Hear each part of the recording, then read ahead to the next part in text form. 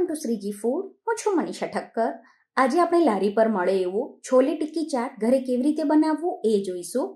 આ ચાટ એકદમ ટેસ્ટી હોય છે, તો ઘરમાં દરેકને ખાવાની ખૂબ જ મજા આવશે. તો ચાલો આને બનાવવાનું શરૂ કરીએ. સૌથી પહેલાં આપણે આના માટે ટિક્કી બનાવીને તૈયાર કરવાની છે. તો 5 થી 6 જેટલા મીડિયમ સાઇઝના બાફેલા બટાકાને મેશ કરીને યુઝ કરવાના. જે લોકો બટાકા ના ખાતા હોય એ બટાકાના બદલે કાચા કેળાને બાફીને લઈ શકે છે. બટાકા બાફી લઈએ એ પછી એકદમ સરસ રીતે ઠંડા થઈ જાય પછી એને યુઝ કરવાના. તો હવે આમાં મસાલા કરી દઈશું. હવે આમાં 2 સમારેલા લીલા મરચાં અને થોડી સમારેલી કોથમીર ઉમેરવાની. સ્વાદ પ્રમાણે મીઠું ઉમેરવાનું. જો બટાકા કે કેળા બાફતી વખતે મીઠું ઉમેર્યું હોય તો અત્યારે એ પ્રમાણે ઉમેરવાનું. આની સાથે જ 1/4 ટીસ્પૂન જેટલું લાલ મરચું ઉમેરવાનું. પછી થોડી હળદર ઉમેરવાની છે. પછી 1/4 ટીસ્પૂન જેટલો ગરમ મસાલો, 1/4 ટીસ્પૂન જેટલો ચાટ મસાલો. ટિક્કીમાં આપણે વધારે મસાલા નથી કરવાના હોતા, કેમ કે ટિક્કીને આપણે ચટણીઓની સાથે ને રગડાની સાથે સર્વ કરતા હોઈએ, એટલે ટિક્કીમાં ખૂબ જ ઓછા અને સિમ્પલ મસાલા જ હોતા હોય છે. હવે ટિક્કીનું આઉટર લેયર ક્રિસ્પી બનાવવા માટે જે ઘરમાં આપણે ચોખા વાપરતા હોઈએ છીએ એ લેવાના. તો અહીંયા કોરા ચોખાનો ઉપયોગ કરવાનો છે અને પછી એને મિક્સરમાં દળી લેવાના. તો આ રીતે એનો કકરો લોટ તૈયાર થઈ જશે. તો પહેલાં લગભગ 2 થી 3 ચમચી જેટલો આ ચોખાનો લોટ ઉમેરવાનો અને પછી એને મિક્સ કરી દેવાનો છે. બટાકામાં જે પ્રમાણે મોઇશ્ચર હોય એ પ્રમાણે તમારે આ ચોખાનો લોટ યુઝ કરવાનો. બટાકામાં હજુ થોડું મોઇશ્ચર છે, તો બીજો મેં 1 થી 1.5 ચમચી જેટલો ચોખાનો લોટ એડ કર્યો છે. જણાવ્યું એ પ્રમાણે બટાકામાં જે પ્રમાણે તમને મોઇશ્ચર લાગતું હોય એ પ્રમાણે તમે આ લોટ એડ કરજો. હવે તમારી પાસે જો માર્કેટમાંથી તૈયાર લાવેલો ચોખાનો લોટ હોય તો એ પણ લઈ શકાય, અને ચોખાના લોટના બદલે તમારે કોર્નફ્લોરનો ઉપયોગ કરવો હોય તો પણ કરી શકાય. બધું સરસ રીતે મિક્સ કરી દેવાનું અને હવે પછી આને ઢાંકીને 5 થી 10 મિનિટ માટે રહેવા દેવાનું, જેથી આપણે જે ચોખાનો લોટ મિક્સરમાં દળીને આમાં એડ કર્યો છે એ થોડો કકરો હોય, એટલે એ બટાકાની સાથે સરસ રીતે મિક્સ થઈ જાય એ માટે એને 10 મિનિટ માટે રહેવા દેવાનું છે. 10 મિનિટ પછી આ મિશ્રણમાંથી આપણે ટિક્કી બનાવવાની. તો હાથમાં થોડું તેલ લગાવી દેવાનું અને પછી મીડિયમ સાઇઝની ટિક્કી બનાવવાની છે. તો આ રીતે બધી ટિક્કી બનાવીને તૈયાર કરવાની. હવે આને ફ્રાય કરવા માટે ફ્રાય પેનમાં તેલ ગરમ થવા માટે મૂકવાનું અને સેલો ફ્રાય કરવાની છે. તો તેલ વધારે લેવાની જરૂર નથી હોતી, પણ તેલ એકદમ સરસ ગરમ થાય પછી જ આ ટિક્કીને ફ્રાય કરવાની. ટિક્કીને આપણે મીડિયમ ટુ હાઈ ફ્લેમ પર ફ્રાય કરવાની છે. અત્યારે જે માપ લીધું એનાથી આ સાઇઝની 14 થી 15 ટિક્કી બનીને તૈયાર થાય છે. ટિક્કી એક સાઈડથી એકદમ સરસ ક્રિસ્પી તળાઈ જાય એ પછી એને ફેરવી દેવાની અને બીજી બાજુ પણ ટિક્કીને એકદમ સરસ ક્રિસ્પી અને ગોલ્ડન બ્રાઉન કલરની ફ્રાય કરવાની છે. તો બંને સાઈડથી આ ટિક્કી એકદમ સરસ રીતે ક્રિસ્પી અને ગોલ્ડન બ્રાઉન કલરની તળાઈ ગઈ છે. આ રીતે ટિક્કી તળાઈ જાય એટલે આપણે એને ઝારાની મદદથી એક વાસણમાં લઈ લેવાની. આને પેપર નેપકિન પર નથી કાઢવાની, કોઈ સ્ટીલના પ્લેટમાં કે થાળીમાં આને કાઢવાની, જેથી આ લાંબો ટાઈમ ક્રિસ્પી રહેશે. બનાવેલી ટિક્કી ઉપરથી એકદમ સરસ ક્રિસ્પી અને ખાવામાં ખૂબ જ સરસ ટેસ્ટી બને છે. તો ઘરમાં જો નાના બાળકો હોય તો તમે આની ચટણી કે કેચઅપની સાથે પણ આપી શકો છો. હવે આપણે આની સાથે સર્વ કરવા માટે છોલેનો રગડો બનાવીશું. તો એક કડાઈ લેવાની અને એમાં 1 મોટો વાટકો બાફેલા છોલે ચણા લેવાના છે. ચણા આ રીતે આખા દેખાવા જોઈએ અને તમે જ્યારે એને હાથથી દબાવો ત્યારે સરળતાથી દબાઈ જાય એવા એને બાફવાના છે.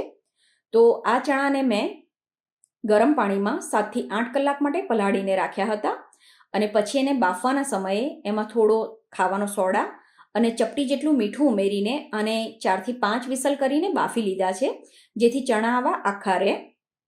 હવે આના બાઇન્ડિંગ માટે આપણે 2 થી 3 નાના બટાકાને બાફીને એનો માવો કરીને આમાં એડ કરવાનો છે.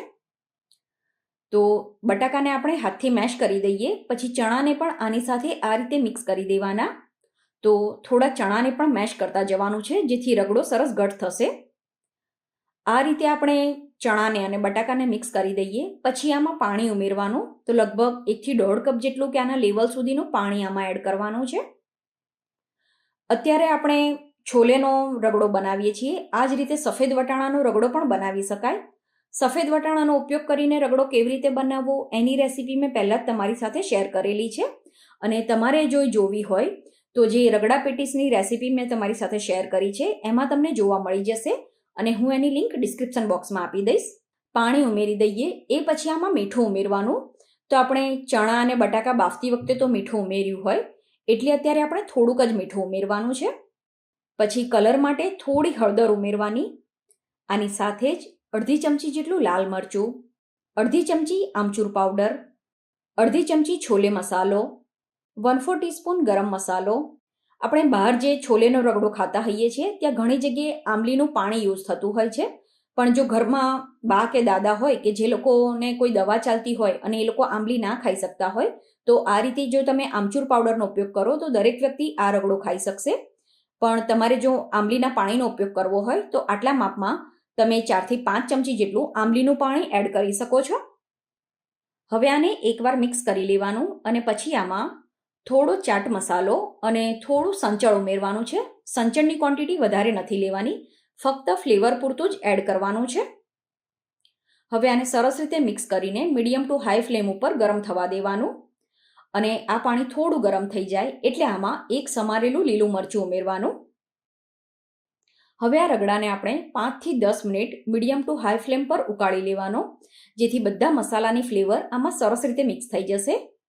અને 10 મિનિટ પછી આપણે આને હલાવીને થોડા ચણા અને બટાકાને ચમચાની મદદથી આ રીતે મેશ કરતા જવાનું, જેથી આનો જે રસો છે એ થોડો ઘટ થશે, જેથી જ્યારે તમે એને સર્વ કરશો ત્યારે એમાંથી પાણી અલગ નહીં થાય અને એની કન્સિસ્ટન્સી ખૂબ જ સરસ મળશે.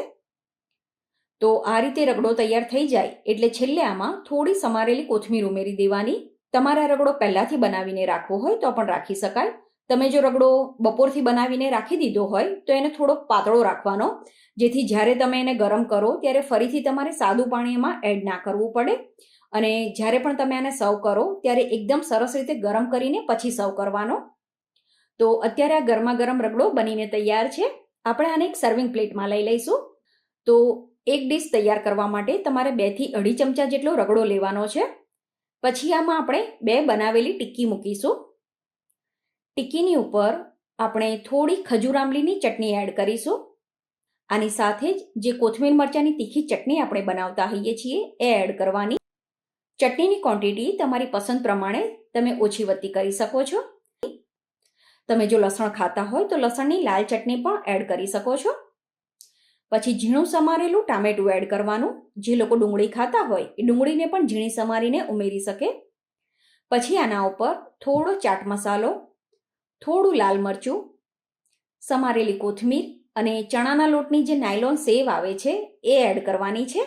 તો હવે આ સરસ મજાનું ટેસ્ટી અને ચટાકેદાર છોલે ટિક્કી ચાટ બનીને તૈયાર છે. તો તમે પણ આ રીતે આ ચાટ ઘરે બનાવીને જરૂર ટ્રાય કરજો. આઈ હોપ તમને મારી આજની રેસીપી પસંદ આવી હશે. આવી જ બીજી રેસીપી જોવા માટે ચેનલને સબસ્ક્રાઇબ કરવાનું ના ભૂલશો.